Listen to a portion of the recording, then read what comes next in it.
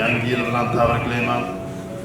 Yangi yilda barchamizni oilamizga, xonadonimizga, yurtimizga tinchlik, dasturxonimizga baraka bersin. Mana yangi rahbar bo'lib tayinlandim. Avvalambor bunda juda katta bir mas'uliyat his qilib turibman. Sizlarning maslahatlaringiz va duolaringizdan umidvor bo'lib, maslahatlaringizga tayanib ishlarni olib boramiz.